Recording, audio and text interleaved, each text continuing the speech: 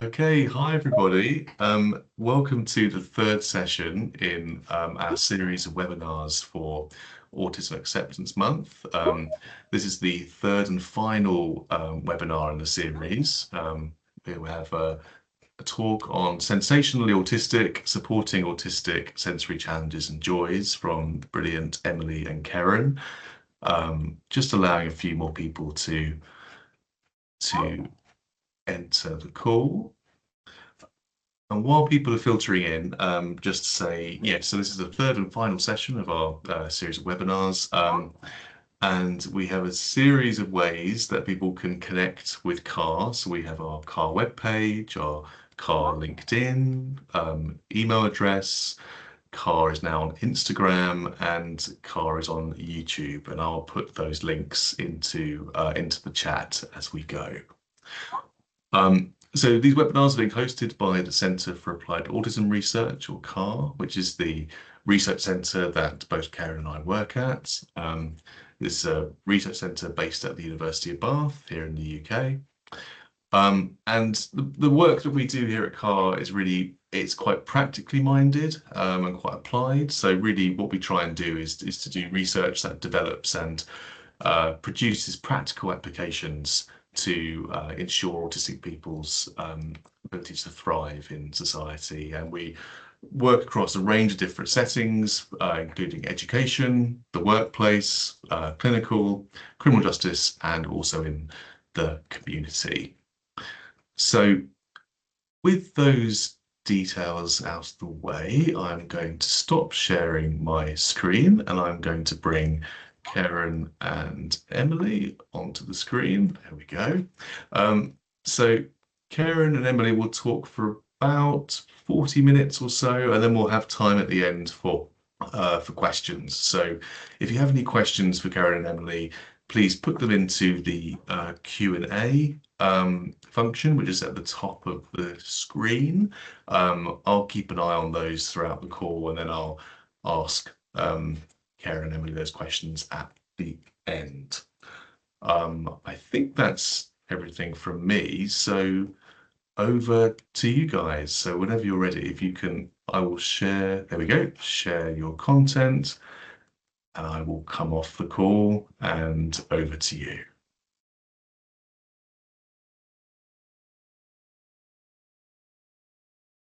Oh, I think you're muted, Karen. Oh, thank you. Good start. Yeah, hi everybody, and thanks Ralph. And yeah, we're really pleased to be able to be presenting in the final talk for Autism Acceptance Month.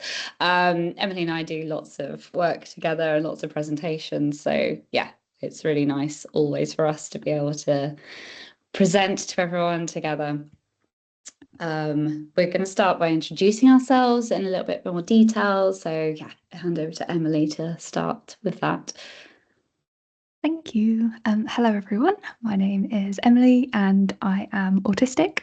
I was diagnosed aged 25 and I was diagnosed as dyslexic aged 19 at university. A little bit more about me. I have a first-class graphic design degree and I've worked as a graphic designer and illustrator for 10 years. I also host and produce a podcast where I speak to guests from all walks of life, so people like authors, actors, influencers, artists, TikTokers, that's just to name a few. And also in terms of lived experience, I have two younger siblings. I have a sister and an adopted brother, and my brother has diagnoses of FASD and autism, so I have related lived experience of being a young carer too. And yeah, I started my blog and later my podcast and social media presence with the aim of bringing people together to discuss their sensory problems and how they cope with their everyday lives. So that's a bit about me. And then I think Karen's going to do a bit about her. Yeah. I am a researcher here at the Centre for Applied Autism Research. I do a lot of work kind of in autism and neurodiversity more widely, and particularly on sensory experiences. But I'm also neurodivergent. So I also and do have kind of sensory differences as well. So yeah, I kind of conduct a lot of my research from also kind of with my lived experience hat on a little bit as well there. I very much kind of do all of my research from a neurodiversity perspective. So that's thinking about actually, I guess, thinking about different strengths and challenges and thinking about people as having those differences from what society sees as kind of typical ways of thinking and being, rather than just kind of focusing on these different ways of being as kind of deficits. And I also conduct a lot of my work from an epistemic injustice perspective. And what that means is that a lot of the way that we've constructed autism and a lot of the autism research field has largely kind of not included the autistic voice. And so in my work, I think it's really super important to be able to ensure that we represent the autistic voice more, and we represent how we think of autism and how we construct autism, including lived experience perspectives. And because of that, that really influences my approaches, both from my own experiences and also from my perspectives. And so I use a lot of participatory action research, or participatory research, which means that I work with autistic in teams with researchers, but also with autistic non-researchers in kind of varying ways. So Emily and I often collaborate on research and also involve kind of different consultancy groups, and yeah, basically just try and co-produce and co-design research. And for any of you that were involved, can watch the first webinar delivered by Ralph and Tom. You'll be very familiar with what that looks like here at CAR. And also, my kind of research methods involve mixed methods. So although I also do dabble in doing heavy statistics and quantitative research, I'm very much into qualitative and experiential research. So that is kind of really gaining and asking people to tell their stories, and being able to kind of present that in a robust way, in a scientific way, so that we really do get the autistic voice kind of embedded into the research literature.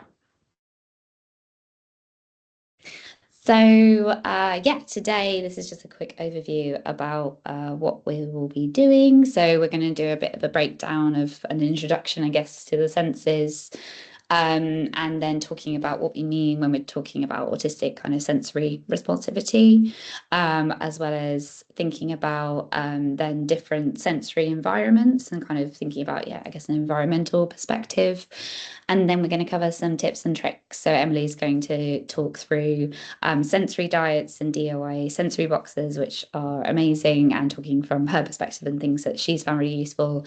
And then I'm going to give a few tips on what we found from some of the research about how to make spaces more sensory inclusive. I say my research, our research. Emily's involved too. And then we'll have time, hopefully, for the Q&A, as Ralph said at the end. Okay, so a breakdown of the senses. Emily, do you want to start with the senses breakdown, maybe?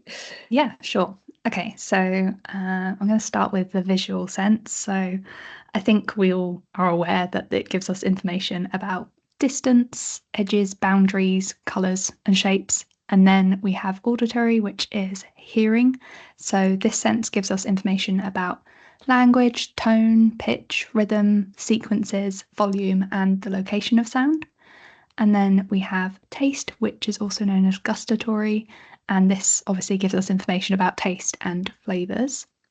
We then have touch, which is also known as tactile, and this gives us some information about types of touch, temperature, pain, and comfort. We then have body position and movement, which is known as proprioception, and this gives us information about where the body is in a space and how much force we are using through our muscles. and it also gives us a sense of where our body parts are, even when we can't see them. Then we have the internal awareness, so that's also referred to as interoception, and this gives us information about the state of our organs and the pressure or pain that they may be experiencing. It also includes the body emotion connections such as feeling hungry, thirsty, full, needing the toilet, and experiencing things that are hot or cold.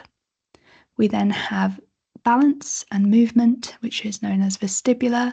So this gives us information about sort of linear, so backwards and forwards motion, and also rotational, like circular movement. And it helps us balance and keep upright. And then lastly, we have smell, which is known as olfactory. And this obviously gives us information about things like smell and fragrances. So that's a very brief tour of the senses. Yeah, no, I think it's helpful for people because sometimes people might not think beyond the kind of 5 senses that people tend to, I guess, go to first, right? And ultimately, the reason why, I mean, obviously Emily always uses the term, we're sensory beings. This is how it informs how we interact with the world. So this may seem quite kind of obvious, but they can, our senses tell us, for example, how to behave. So if we're in danger, we might touch something and realize it's too hot, and that will tell us that we need to remove our hand. Or we might hear a lion roar and realize that we need to run away. Or we might smell something that's gone off, and that will hopefully inform us to not eat it. But also it can kind of interact with, inform us about things that we enjoy, and inform our preferences. So we might eat something that we really enjoy and think it tastes great, and that might bring us comfort. We might really like listening to a certain song, and that might make us feel happy. But we might be also curled up in a nice warm blanket that feels very soft, and that might make us feel soothed. But also, as well as kind of danger, enjoyment, preferences, things like that, it can just be basic kind of information. So we can see that it's raining, and then we might grab an umbrella, or we might be able to hear thunder and realize, actually, maybe I shouldn't grab an umbrella. And kind of also things like you might be able to hear a baby cry, and realize that you might had better get up and see to the baby. And from a research perspective, what we know is that sensory differences, which we're going to define in a moment, are present in around 65 to 94% of autistic people. So although some sensory experiences can be highly enjoyable, others can be really, really overwhelming, painful, and distressing. And kind of individual sensory experiences are really, really dynamic and really complex. And for example, people might find loud, chaotic environments to be especially overwhelming, but might enjoy listening to music or going to live music venues. So we can kind of see contextual differences depending on as to whether people will find certain sounds, certain sensory experiences positive or negative. But what we know is that for those sensory experiences that can be really overwhelming, painful, and distressing, these can have consequences for autistic people's quality of life and their mental health. And there's quite strong links between especially sensory overwhelm, sensory hyperresponsivity, which we'll define in a moment, and anxiety. And yeah, so sensory hyperresponsivity is sometimes also called overresponsivity, is defined as sensory input that's painful, distressing, and overwhelming, such as finding kind of struggling with bright lights, or finding kind of, busy, loud, crowded places quite challenging. But there's also hyper-responsive. So this is where people might not notice or attend to sensory input, such as maybe not noticing someone kind of touch their arm, or maybe not responding if their name's called. And we also have sensory seeking. So this is where people might become fixated or fascinated by certain sensory input. And this might be in response to being hyper responsive, so not noticing and want to gain sensory input, but it also might be in response to hyper responsivity to kind of soothe and calm in response to the feeling that overstimulation. And people can experience a combination of different of these at different times and in the same person. So again, there's added complexity to that people tend not to just be one of these, they tend to be kind of an overlap, but even though sensory hyperresponsivity is the most common one. Okay, hand over to Emily now. Also, I just realised I haven't said that the drawings in this presentation are by me. Oh yeah. We probably should have mentioned that at the start. So key point. we don't have to reference any images because they're by me. Yes, great. That's fine. The positives. So yeah, autistic sensory responsivity. So there's obviously positives and negatives, and there are so many that I think it would probably be possible to do a talk on this like alone. But to sum up briefly, you'll see in my drawings that there's like a range of ticks and crosses across them. So it kind of relates to my personal lived experience of the world and the mix of both kind of sensory joy and avoidance that I deal with every day. So just to pick out some examples, oh, someone said that they're not seeing any drawings. Is that our screen? Is that an issue? I'm not sure. Oh, other people are. Okay, no worries. So I will go over the sight and the visual processing one. So things that I do find kind of positive sensory wise are things like mood lighting and visual stims, and also clean and tidy spaces. And for me, I really like sequined textures in terms of sensory joy. But then on the flip side of that, things I cannot deal with are things like fluorescent clothing, lights flashing, bright screens and colourful shelving in supermarkets and things. And that kind of extends to food and drink struggles. So for each of the senses, there are things that I love and hate. So I struggle with things that are too sticky or chewy or just painful spice wise.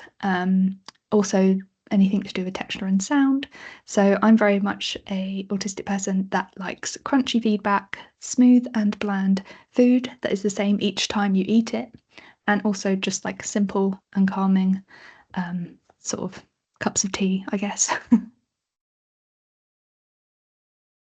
And then some examples from like smells and scents and odours. So things that are more natural and familiar as an artist. I love the smell of pens and paint. But, you know, things like cooking smells, I really struggle with both food prep and food cooking because the smells can be really strong, as well as things like fragrances and things like that. I can find that actually so distracting that I found it hard to learn at school because of my teachers' like fragrances, which sounds a bit crazy. But some examples from the sound and auditory processing, things that I love are listening to water flowing and the sound of nature, and also things like musics and podcasts. I mean, I have my own podcast, so you'd like to think I like those. And also headphones and hearing protection in general helps when you're out and about in a noisy world. But yeah, things that I think a lot of autistic people struggle with are surprise noises, noisy eaters, and repetitive sounds, so things like alarms and sirens, and building work in general. So there's quite a lot to juggle as a sensory being. And then just to kind of obviously show kind of how these things actually reflect in a research study that my colleagues and I did back in 2021. We did some work asking autistic people to say what kind of sensory experiences they find to map onto hyperresponsivity and seeking.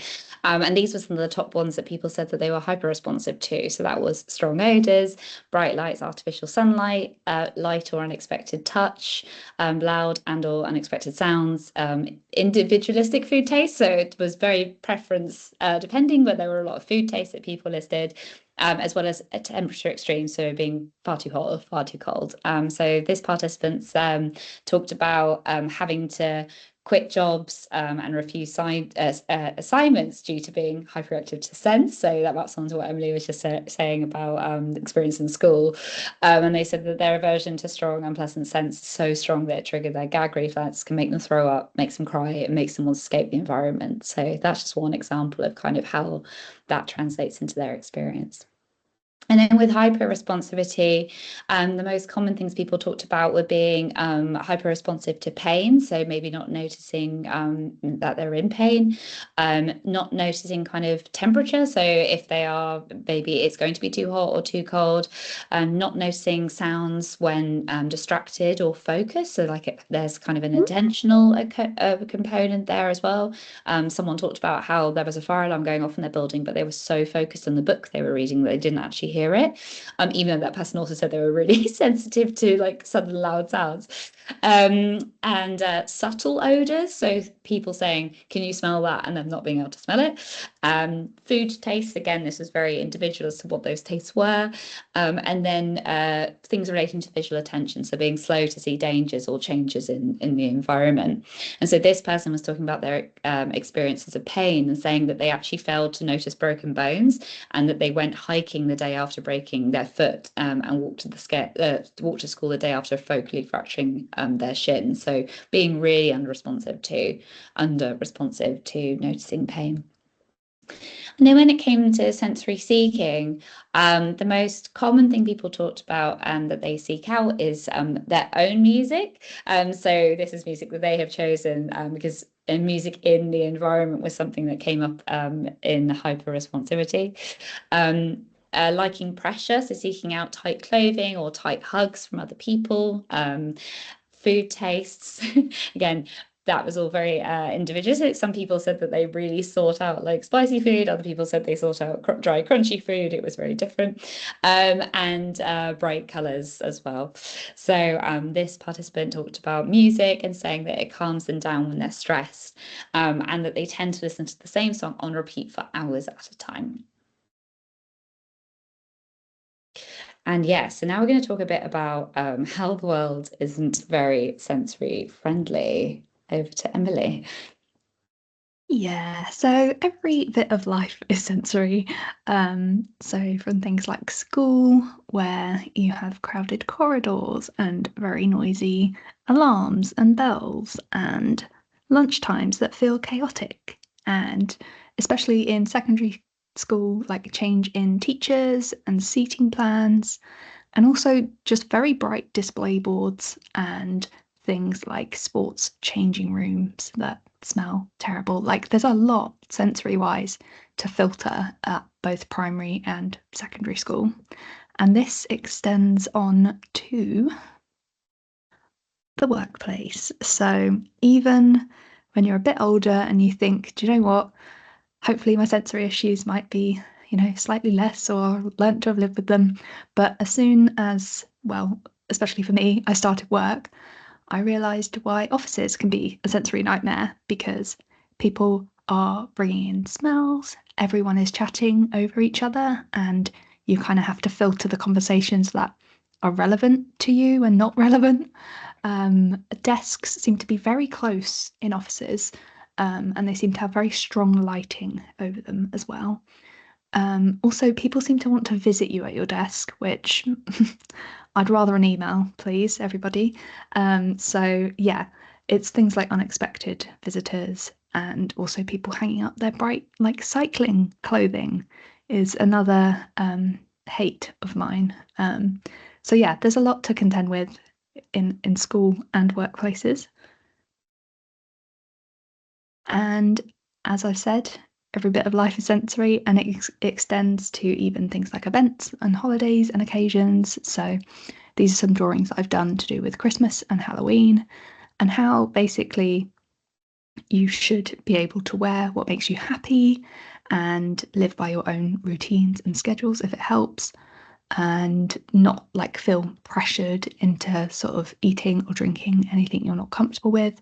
A lot of autistic people have their own safe foods that they like to stick to, especially around like holidays and occasions.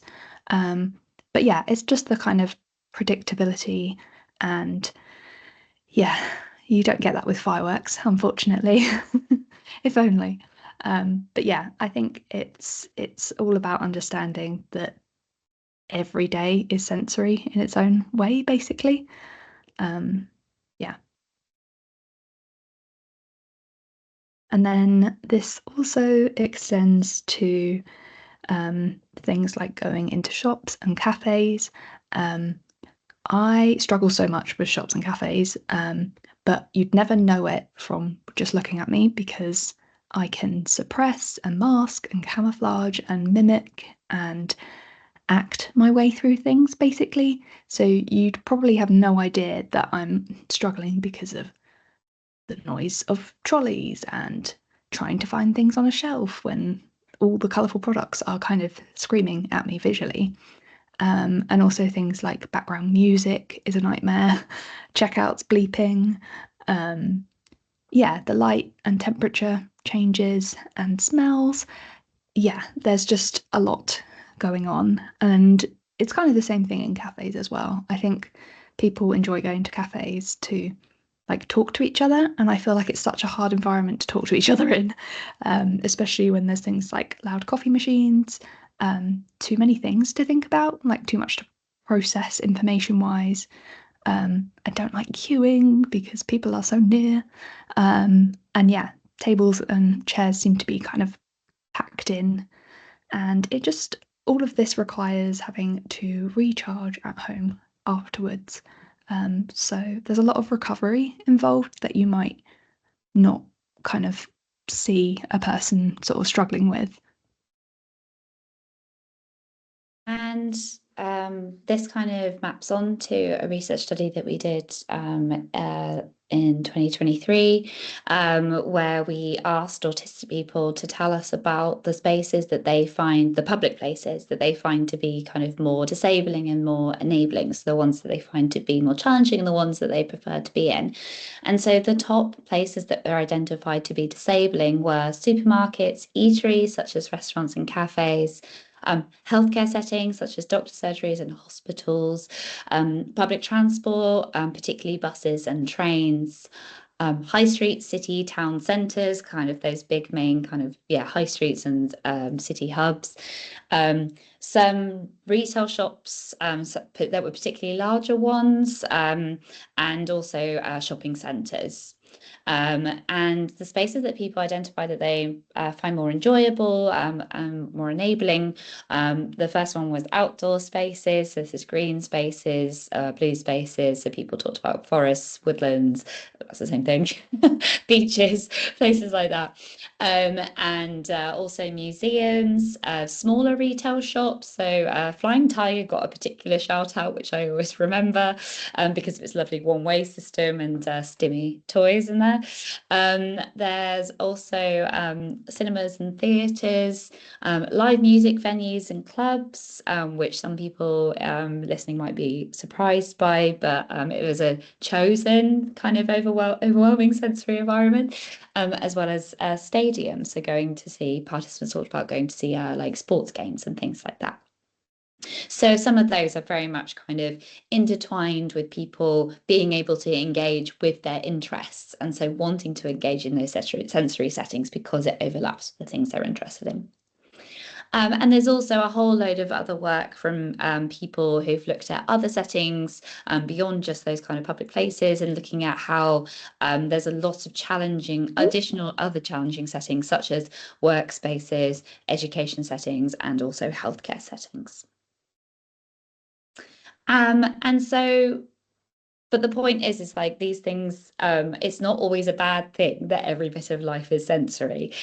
So some work I've done more recently with colleagues has looked at live music and nature-based settings, and our work shown how live music can be a way for people to be able to immerse in an enjoyable sensory experience, and also how engaging with nature can facilitate sensory regulation and restoration. So the sensory parts of those spaces is a really positive thing for people. And so our participant in the music study, Julia, which is a pseudonym, said, when I listen to live music at live concerts, it's like all my senses in my body become more awakened, and the music, the vibrations bring out the colours and the scenes in my mind. I feel great. I let go of stress.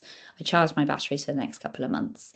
And then a participant in our nature study said that they feel sensory discomfort most of their life, and this reduces as soon as they're outdoors, and it improves hugely once they have some proximity to nature. They said that they increasingly feel nature contact is the only thing that helps me regulate. So although there's a lot of challenges, there's some real joys to be experienced in certain settings. But even in these settings, there's still a sense that sensory needs also need to be supported. So this work showed that there's a real need to still make sure that live music venues and events are accessible and inclusive for autistic people, because there's still a lot of challenges. And also, our participants in the nature study talked about how they still experience sensory challenges and other challenges that can break their connection to nature. And actually, when we think about applying that to kind of forest school settings or nature education settings and other nature-based settings, so those things need to be considered as well. So Claire from our live music study said that they personally just get really overstimulated as soon as it's above 20 degrees. So they find festivals in particular to be a real nightmare, even though they really would like to go to them.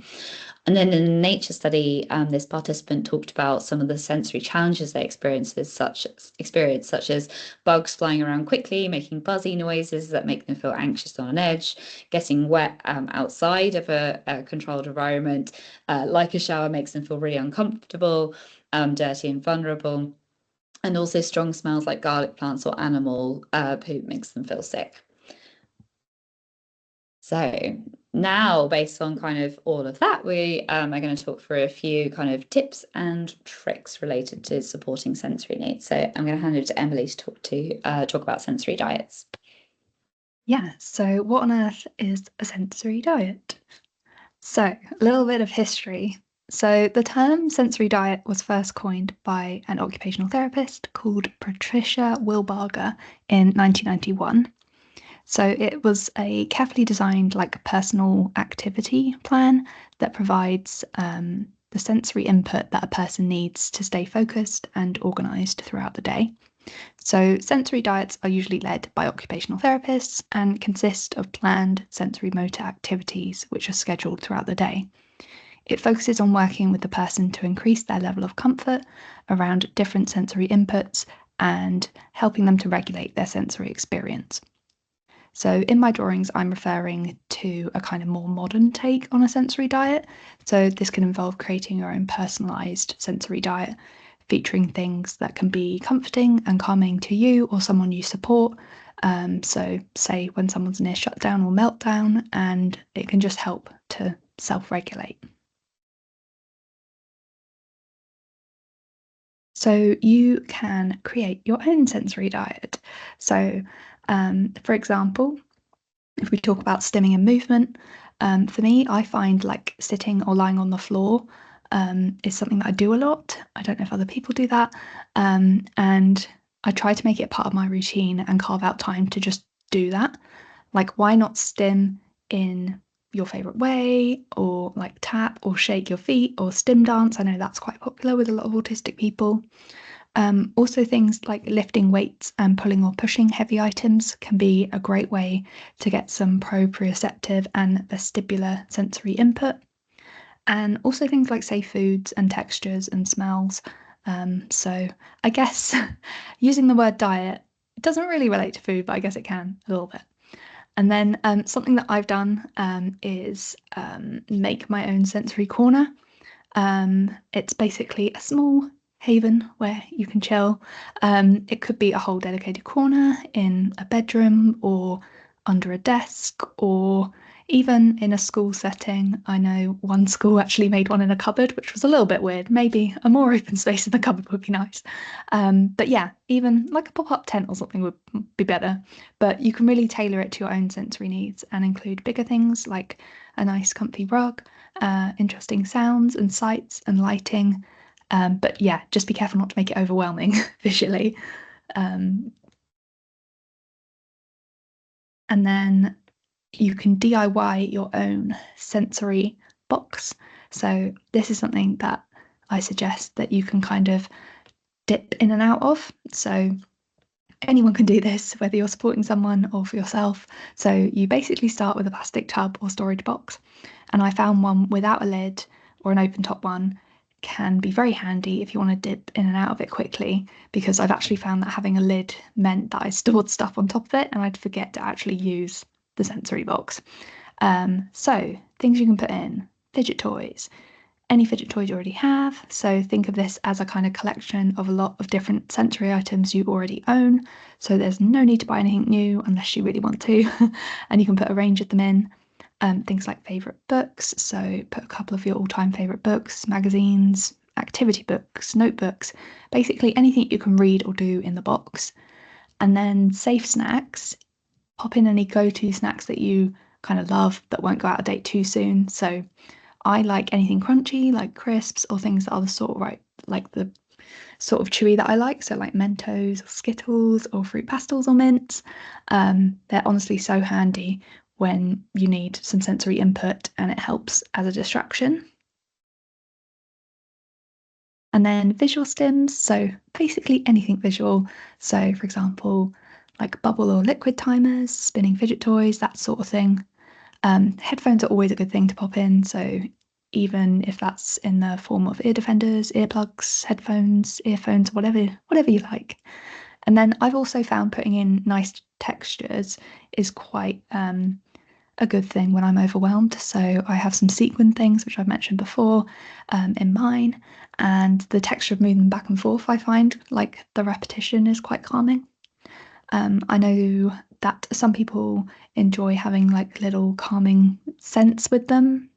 So you can get like little rollerball, like scent tube things, but only ones that you like and can tolerate. So for me, I don't actually have any in my box, and that's okay if you don't. And then, yeah, soft toys, squishies, blankets, fabric offcuts, like I've mentioned, that sort of thing. Basically, anything that's going to help you to sort of decompress and calm when you are in a kind of meltdowny situation. I do appreciate that everything might not fit into a sensory box, but the sensory corner is a solution to that. And then here are some of my sensory box examples. So I've gone a step further. I have a small desktop sensory box and also a larger sensory box. So my little one is something that I've definitely kind of evolved over the years. And I've kind of put things into it and taken things out of it when I can and can't tolerate things. So it's quite a kind of, I don't know, always evolving, that little box. Whereas the larger one, I kind of dip into when I'm like, I sense like a change in mood, or I'm really craving something maybe that's a bit bigger fidget wise that wouldn't be great on a desk. But yeah, just when you want to like indulge in something and you've kind of got like more time instead of just grabbing something out of the little box. So yeah, I think of them both as sensory first aid kits, basically, is the best way I can put it.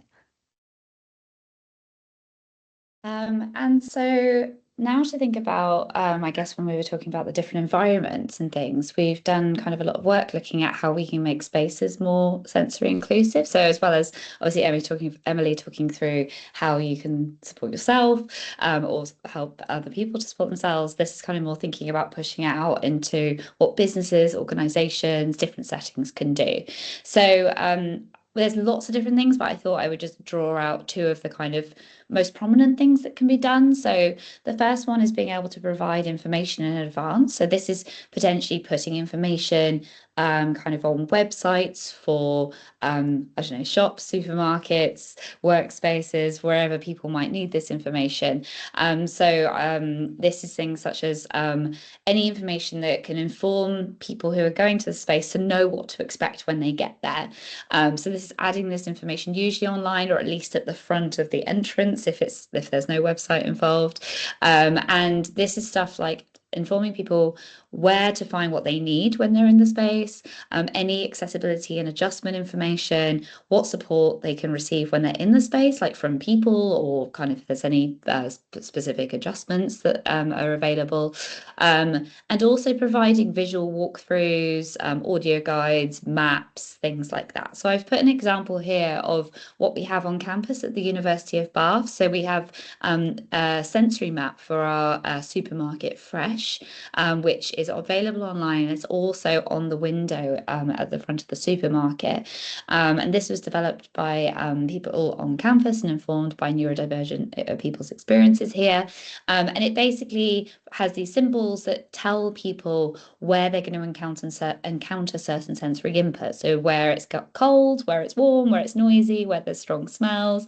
And it also, as part, integrated, gives people an idea of the layout of the space, where they can find everything. So it's there, and this information is useful and helpful so people can tolerate a more challenging sensory environment, because they know what to expect, and they have more kind of cognitive resources to be able to tolerate and get in and out of the space quicker and easier. So there's lots of examples we can give you, but that was just one that I wanted to draw on. The other thing I wanted to talk about was calm spaces. So this is kind of being able to provide some sort of space, sometimes called a quiet space or a sensory room. There's lots of different terms that can be used, but we tend to use the term calm space, where people can take a break from sensory input so they can re-engage back in the space. Because at the moment, spaces that don't have this, people are leaving, and they won't come back. So this is something that's really, really important, and something that's come out in our research a lot. So these spaces, they can look like a whole variety of things. So I've given a couple of examples. Again, one from our university, which is actually in the building I'm in, which is the Department of Psychology. So the Nook pods are really, really popular and inclusive study space in our department for students. But I've also put an example there from the museum, Science Museum, We the Curious in Bristol, who've had one of the best sensory rooms that I've seen at a museum, which is in the bottom left picture there. And their instructions that they have with the room are on the right. So and we also, I don't know if you can see in the picture in the top right, but we have also kind of guidance in there about how to engage with the inclusive study space. And there's an example on the left of our calm space signage there of what we have kind of across the university. So this is providing kind of these spaces, whatever they look like, it's important to provide clear guidance on what the space is for, expectations of use, make sure they're open and inclusive so people can use them when they need. They don't need to be policed or locked. That means also you can kind of gently enforce kind of the way they should be used, but it's openly kind of encouraging people to have a social conscience to kind of use these spaces in the way that they should be used. And we always encourage people to think about what that looks like and whether it's fit for purpose for your space. So it can even just be a bench that's kind of off at the side, as long as that's what works for the space. And thinking about if there's loud spaces nearby, and some of that kind of noise is going to leak into the quiet space, maybe providing additional earplugs or ear defenders. And also really, when designing these spaces, considering the colours and the lighting to make sure that, they are kind of on the sensory friendly side as well, and not just thinking about noise. And I just wanted to kind of do a bit of a shameless plug for a training course that we developed that Emily was also involved in, which is a free online training platform called New Insight. And at the moment, it's got a couple of courses in it. One of them is just an introduction to neurodiversity, but we also have the sensory inclusive spaces for autistic people course. And so this kind of expands on the few things I just talked about there, and gives lots and lots of insights and understanding as to how autistic people are experiencing different environments, and lots more tips and guidance as to kind of how to make them more inclusive. So yeah, you can go to newinsight.co.uk, but there's also a QR code there to be able to access it.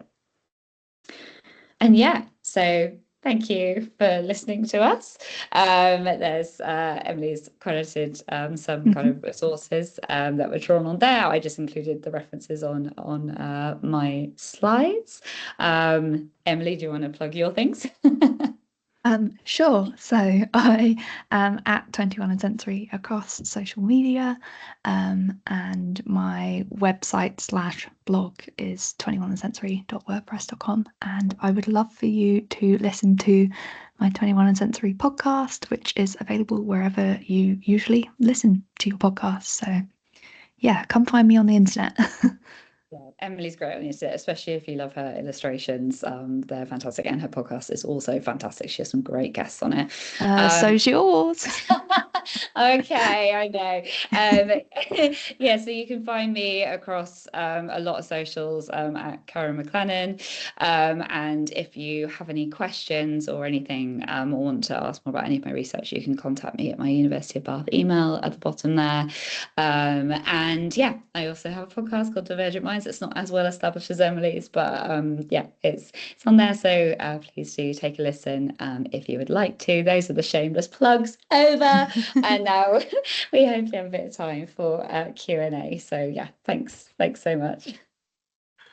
Thanks so much, Karen and Emily. That was absolutely brilliant. Really, really great talk. I can see as well in the chat that it seems like this has been really resonating with a lot of people who attended. So I think it's clearly sensory experience is very clearly so important for so many autistic people, and that's definitely reflected in the chat. We've had quite a lot of questions, so I want to try and get through as many of them as possible. I'm going to start with this one, which is, have you looked into strength of sensory aversions being affected by knowing what the source of the sensory sensation is? I find that hearing my neighbours do something and not being able to identify what they're doing makes it worse than hearing noises where I do know what the source is. So I guess it's kind of like familiarity and unfamiliarity as well. Yeah. Yeah, I mean, I guess that links to like a lot of the research, a lot of our research, the same kind of factors tend to come up. And I guess one of them really is control. And I guess that links in with that familiarity thing. If like it seems to be, if it's like for example, if it's a loud sound. Oh, we had this like it's part of a sensory assessment we do where we have these buzzers that make kind of quite a loud siren-y sound.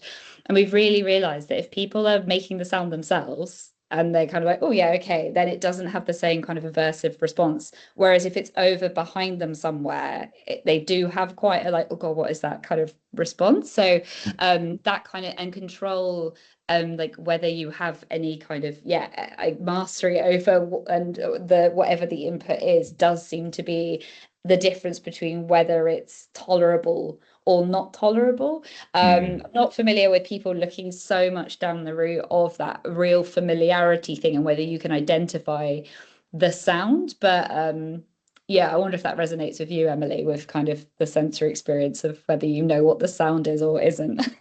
Oh, definitely. And I think also just like as an autistic person, like I'm such a like logical thinker that I need to know where it's coming from. I need the answer. So I definitely kind of understand it from both a sensory and an autistic point of view in that like I need to know the answer and it's horrible to listen to it, especially if it's like repetitive. So no, I definitely appreciate that and have experienced that. That's great, thank you. I got a quick practical question where someone asked, are these studies based at Bath or can people take part in other parts of the country? Good question. A lot of the research is actually tends to be online studies because we want to be able to, a lot of it's experiential. So a lot of it's kind of survey based or online focus group based and stuff like that. So yeah, although like the data and the ethics and everything's held at Bath, like actually we very much shifted to as many kind of online formats as we can, because also we do get kind of more diverse range of people being able to take part because we allow people to kind of then take part by written communication and stuff like that. So yeah, I mean, most of the studies I've run in the last year and the ones that are upcoming are all online. We have quite a few studies recruiting at the moment, Emily, don't we?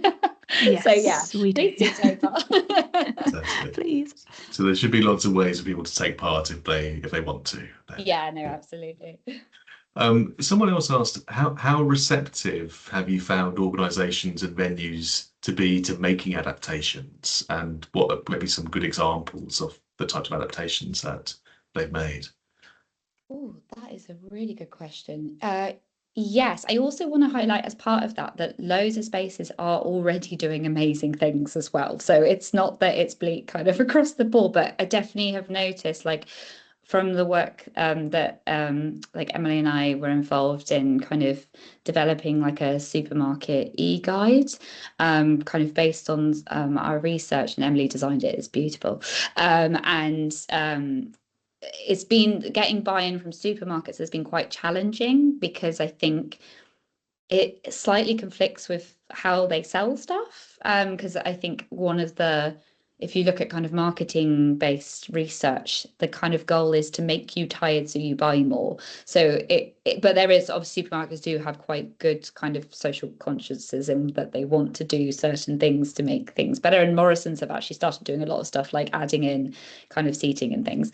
But us personally, when we've been trying to work with organizations, it's been a lot easier to work with like the music, music venues and events, organizations, museums, anything that's kind of cultural based, because I think like there's a difference between like a supermarket is something you have to go to, like people have, well, you don't have, you can order online, but that's a whole other thing. But yeah, so you know, you need food, right? Whereas like, you know, going to museums, going to live music, like it's a choice. Like it's not an essential thing. It's something for your kind of personal joy. So I think there is a bit more of a desire, and also because the arts does naturally have that. So like, you know, relaxed performances and things kind of came from theatre spaces, and so they've already doing amazing things. When we work with them, they're already doing a lot. And then kind of, you know, are kind of open to pushing that further. So yeah, we did manage to do some work with like the Royal Albert Hall a couple of years ago, and I've been doing some work with the Roman Baths. So yeah, I think there has been really good buy-in, but the type of things they've been doing has been so varied. So some of it is just about improving online information, some of it is about improving, I mean, even the University of Bath, sorry, I shouldn't even mention the University of Bath, they've got a whole brand new student study lounge, which was co-designed with neurodivergent people, informed by my research, informed by others. Like, so yeah, so we've had some really good kind of design based stuff happen, in information stuff happen. Yeah. So it kind of, it depends on sectors, I think, is, sorry, it's a really waffly answer, but yeah. It's because I work with so many different sectors. I'm like, yeah, different experiences kind of across the board. Oh, Ralph, you're on mute. Thank you. There was a kind of related question actually about the live music side of things, where someone asked, do you think that part of the appeal of live music environments for autistic people is that the sensory input is very synchronized and predictable, so that the strength of the lights and the volume of the music might not be as challenging to manage because it's processed more as a single sensory source rather than multiple sensory inputs?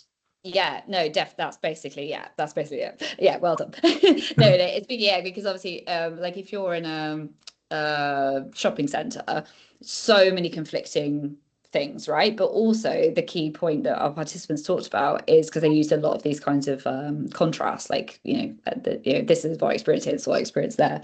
Is that when you're like in a shopping center, you're trying to get from A to B, you're trying to buy X, you're trying to do this, like you're not there for the sensory input. You're trying to just cope with that so you can do the task that you're there for. Whereas at live music, you're going because you want the sensory experience. Like you're there for that, and the activity you're doing is that. So the challenges that our participants drew upon was when they were like trying to get to the venue and trying to go and get a drink in the venue and trying to, so as soon as it was like, now I need to do a task in this overwhelming sensory environment, it was then like, oh, okay, now it's a challenge. But like, yeah, I think being in that kind of, choosing to go there, it being loud and bright, our participants were like, don't take that away from me. I'm here because I want that experience. Like I love this music and now I want to immerse myself in it. And that's so enjoyable and I love it. But yeah, there, so I definitely, yeah, basically I agree that it's that. I don't know if you've got anything to add to from your experiences, Emily.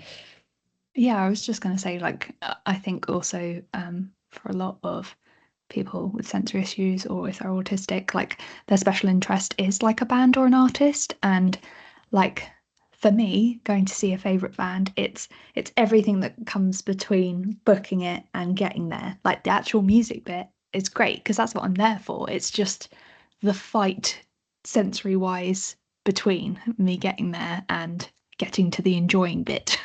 So yeah, no, I definitely appreciate that, and I think it's really important for just well-being and mental health as well to be able to go to these things because they just mean so much to me and other people. So yeah, I think that's all I want to say. I'm sure I could say more.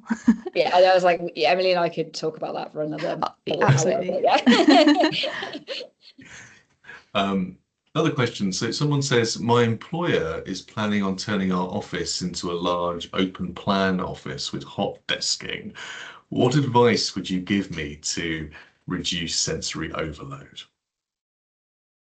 Well, I mean, I guess Emily, you could probably talk more from the personal perspective on that, but I guess from the employer focused perspective, I guess if it's I mean, it's really tricky when it's happening, but I would say that there's enough kind of evidence, even from outside of autism and neurodiversity research, about how even though open plan offices are more conducive for social connection and collaboration, they're actually quite bad for everybody. And they, especially things like hot desking and all of that, it does actually impact productivity. So it depends on what kind of office space setting it is and what the goals are. But I would say that that, it is something that can be pointed to as okay, maybe collaboration will improve, but maybe people will engage less, and also maybe people will be less productive and stuff like that. And I think that obviously there's more work now and advice on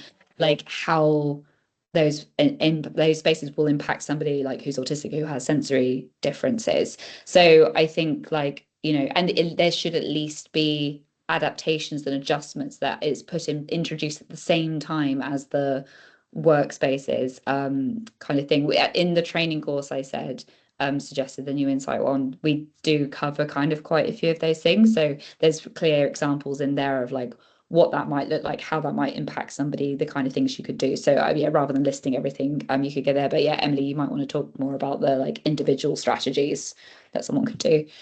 Yeah, I guess it's having your own adjustments as well as hoping your employer will kind of do some adjustments as well. I do feel like having a conversation with them is probably a good thing, even though it's really hard. But even just small things like having desk dividers rather than all open plan offices where they just have all the desks pushed up together. I think having dividers really helps with, I guess, just privacy and concentration, but also in terms of sound, I feel like it kind of dampens it a bit and splits it up a bit. So yeah, I think there's things like that, as well as for me, I was a headphones person on in the office, and it kind of signals to people as well that you're busy and you're focused. So please don't tap me on the shoulder. I mean, for me in an open plan office, I used to use a little mirror on my desk so I could see people coming behind me.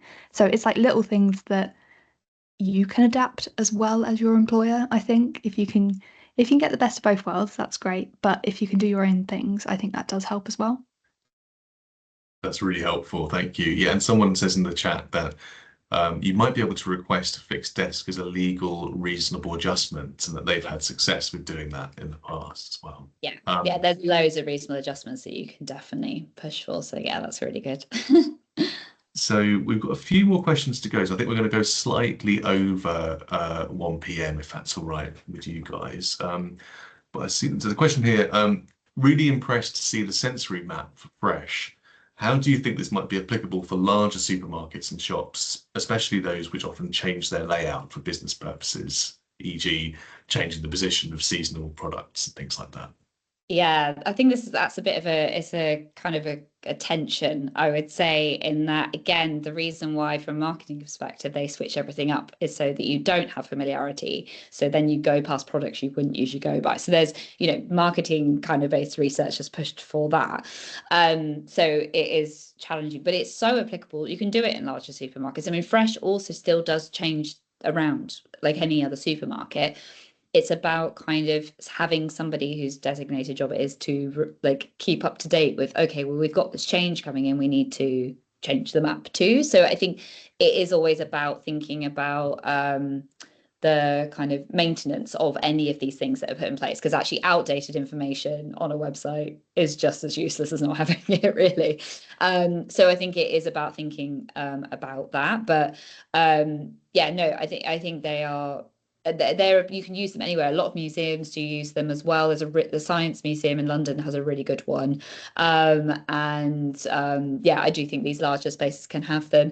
I also think actually it's helpful in the sense of that before they do change everything around, it's actually nice to give people that warning. As I said, conflicts with what they want from a marketing perspective, but from an accessibility perspective, being able to say, this change is coming, this is where everything's going to be now. One of our participants in the study did give a whole quote about how they've been going to the same supermarket forever, and they walked in once and it was all changed around. They just walked back out again.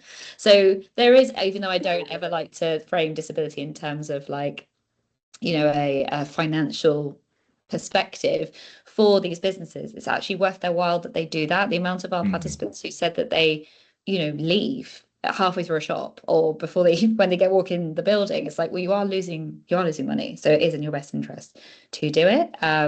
So yeah, I don't know if you have anything to add, Emily. I agree with all of the above. Cool. Yeah.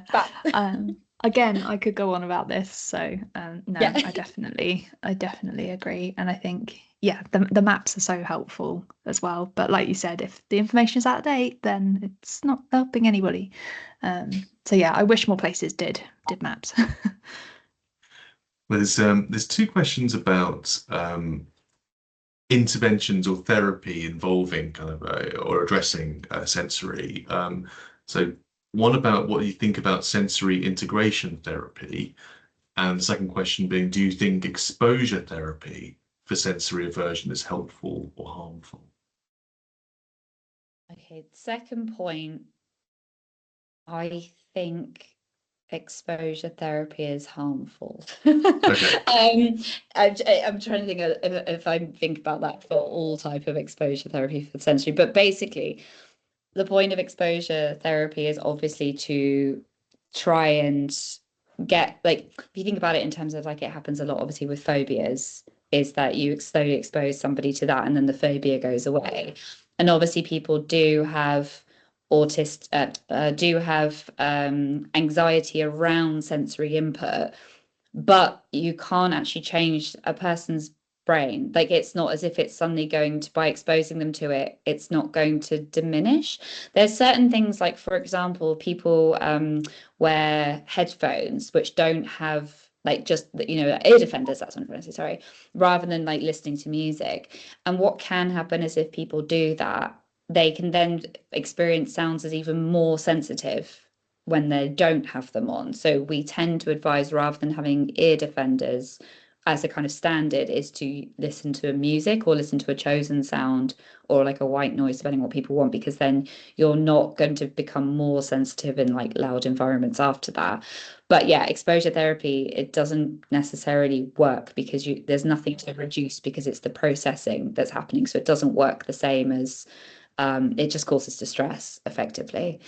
And then what was the first therapy? What do you think about sensory integration therapy?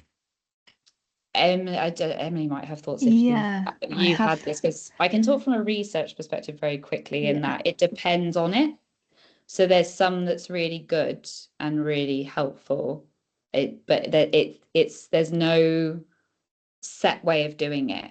So it depends on how it's being delivered as to whether it's going to be beneficial or whether it's going to harm people. So I think it's really hard to say, because it's not like, here's a very concrete, these are the steps, this is what that looks like. It can look so different depending on how it's being delivered, in what setting and whatever. So I just wanted to say that. But yeah, Emily, you can talk to it. Yeah, so when I was in primary school, I had kind of a block session with an NHS occupational therapist who did like sensory integration work. And I've also seen an occupational therapist privately for sensory integration work. So without that therapy, I 100% would not have been able to brush my hair or brush my teeth, because the therapist helped me to desensitize myself to those kind of sort of feelings, and those are everyday things that you really need in terms of personal hygiene, etc. So I do think it is really beneficial in terms of desensitizing people and also helping with like fine motor skills as well. So I learned how to use scissors properly as well in sensory integration therapy. So I do think I think I've always said this as well, that occupational therapy has been the most helpful therapy to me sensory wise. And yeah, I can only rave about it, because other forms of therapy, not so much.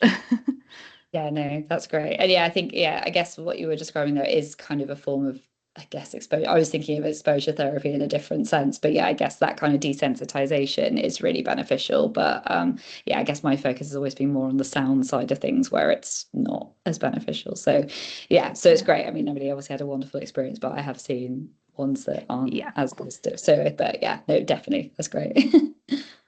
So I think we've got time for one last question. So they say, thanks for a great presentation. I'm a landscaping engineer from Sweden, just doing a master's in outdoor environments for health and well-being. I'm interested to work on the accessibility of outdoor environments for neurodivergent people and thinking about universal design principles.